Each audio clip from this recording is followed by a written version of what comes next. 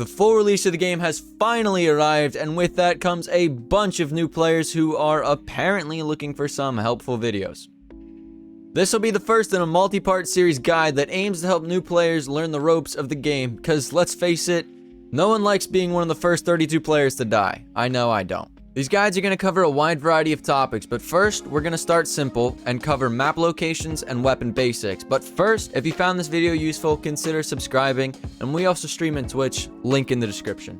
First up, map locations, starting from the top. Let me first start off by explaining the difference between indoor and covered, which are two terms we're going to be using to describe areas and locations in this and future guides. Indoor means that there's walls surrounding the area and you cannot shoot through it, whereas covered means that there's a top cover and that you can usually shoot through it. Now then, Thomas's Tundra is the top snowy portion of the map that contains Thomas's Workshop, the Super Penguin Palace, and Lake Slippity. The Super Penguin Palace is a large area with an indoor igloo, an indoor castle wall pathway with loot inside the pathways, the igloo itself, and some on the red carpets on the inside of the palace. Thomas's Workshop is a small indoor house that features strange items on pedestals and a few lootable items. Lake Slippity is just a landmark with a bunch of small lootable igloos surrounding it. Superite Mountain is an indoor 2-cave system that contains a story milestone and lots of desirable loot within it. On the left cave system, there is a purple lake and river that the player cannot traverse through, but does look pretty. With many twists, turns, and walls, this is a tricky location to navigate while under fire. The SAW research labs are a combination of several structures. On the left side, there are what appears to be cages for animals with loot in the majority of the cages. In the middle are two smaller indoor buildings that sometimes have loot within the top or bottom of them. Towards the top is a larger indoor office space with a few rooms containing loot. On the right side is a laboratory of sorts containing glass pods with mystery objects within them. There are rooms at the top and bottom of this area. The entire right side will have loot scattered about in random spots. Additionally, towards the upper right corner of the SAW research lab, there's a small indoor structure which can be used for hiding. Super Sahara Land is the desert area of the map that contains the Super Pyramid, Giant Emu Ranch, and a small unnamed section of houses containing loot. The Super Pyramid is a popular location as it often has good loot and two story milestones located nearby. Its base layout can make it difficult to fight in, but the opened layout, which is revealed by activating pressure plates, makes this easier. The Giant Emu Ranch is a small indoor location that has limited amount of loot and at least 2 emus nearby, assuming no one's killed them. The SAW Bamboo Resort is a large, mostly outdoor structure that contains 7 indoor buildings and a centralized, covered statue area. There's loot at each of the 4 centralized rounded buildings and some at the stage at the top, which has 2 indoor rooms on either side. Inside the bottom green arc are several connected rooms that contain loot. The SAW Shipyard is a landmark for the right side of the map containing mostly shipping containers with loot scattered about randomly. There's not much else here. The SAW Villas is a landmark for the 9 small houses in close proximity with 2 across the road below, some of which contain loot. The Super Animal Superstage is a large indoor building containing 14 rooms and 1 hidden room revealed by a pressure plate. There is an abundance of loot scattered about, and the majority of the structure is covered, meaning there are chairs you can shoot through but cannot walk through. Staying on the left side of the map, the Giant Eagle Landing is a landmark for 3 indoor structures. The right building contains a stage that plays music when walking near, the top being an igloo with a confusing snaking layout, and the left being a small building with an O-shaped layout. The SAW Welcome Center is the lobby location you are spawned into while waiting for players. There are many buildings here with a lot of loot to be had. Take some time in the lobby to explore this for yourself. The SMOMA, or Super Museum of Modern Art, houses competition-winning fan art of the community. It's part of the Welcome Center and has some decent loot. Pete's Swamp is a combination of narrow bridges over a swamp with a few houses in the general area. There's loot on the bridges and inside the houses.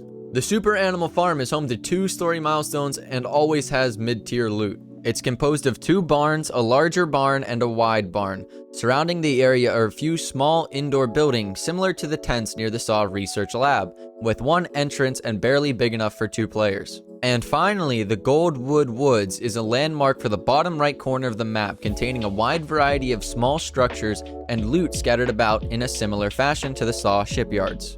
There are also some smaller, unnamed structures scattered about the map which are useful for filling up on ammo, and that's the entire map. In the next video, we'll go over good habits and ideal drop locations, but for now, you need to know what the weapons are and how they play. First off, you can experiment with the weapons in the shooting gallery of the lobby. To get there, simply travel north of the fountain and you'll see the sign. While searching the map during the actual battle, you'll find various weapons which may or may not suit your playstyle. Starting with handheld weapons, there's the pistol, dual pistol, which are created by already having a pistol and picking up a second, the silence pistol, the magnum, and the deagle, all of which allow you to travel at a faster speed compared to other weapons, but nothing beats the speed of travel of your melee weapon, which simply means that whenever you're holding your melee weapon, you're going to travel the fastest. The handheld weapons offer good maneuverability and semi-auto fire rates, which means you have to continuously click or press to fire. The pistol, dual pistol, and silence pistol are the fastest in this category, whereas the magnum and deagle offer great armor breaking, I'll explain this later, at the cost of a much slower rate of fire. The pistol has 10 bullets in a clip, dual pistol has 20 per clip, the silence pistol has 12 bullets, the magnum has 6, and the deagle has 8 bullets in a clip.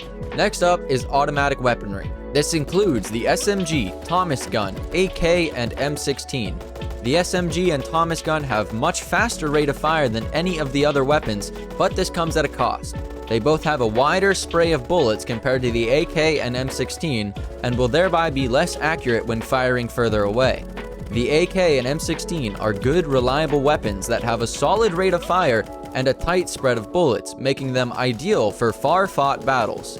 The SMG has 25 bullets in a clip, the AK and M16 both have 30 bullets in a clip, and the Thomas gun has 40 bullets in a clip. That said, more bullets does not always equal better. Heavy hitters are up next. This includes the shotgun, the Jag-7, the hunting rifle, and the sniper rifle. All of these will do 3 armor damage, which means that if a player is wearing any type of armor, even level 3 armor, that when hit with a shotgun close range or a bullet from either of the rifles, that their entire armor will be gone and the next hit will take the player's health. Both the shotgun and Jag-7 are great for close combat, but will suffer when in a mid-range battle. In order to do the most damage with the shotgun, you need to land all of your bullets. Even if you have the weakest shotgun and land every bullet close range, you will kill or down the player. The hunting rifle has a fair rate of fire. That said, you need to reload after every shot, but the reload speed is rather quick. The sniper rifle does not have this issue, but I believe that compared to a hunting rifle that is reloading and firing, that they fire at about the same speeds when considering the sniper's reload speed. The advantage to using either of the rifles is that when you crouch, you get an increased field of view that allows you to see further. The shotgun, Jag-7, and sniper rifle all have 5 bullets a clip, whereas the hunting rifle only has 1. Finally are the specialty weapons. This includes the minigun, Dogna's dart gun, the bow and sparrow, and the sparrow launcher. The minigun will only drop from a mole crate or by raising flags in the Saw vs Rebel game mode.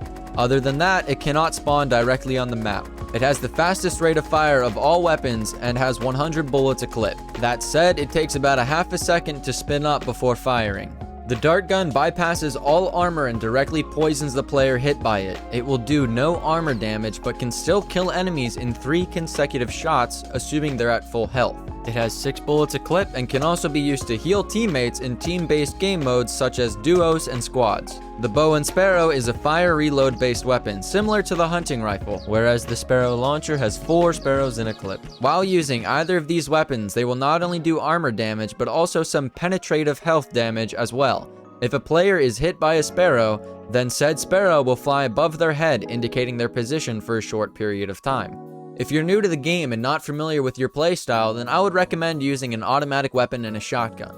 They're both equally reliable. Typically, this is good for the first few weeks until you begin to learn what weapons suit your playstyle. Like I said earlier, the next video is a looter's guide detailing best drop locations, what's the best upgrade, and more, so stay tuned for that. We also have a separate story milestones guide right here and linked below. It shows you exactly how to find the secret lab and the first Super Skullcat in extreme detail, as well as some other things, so go check that out.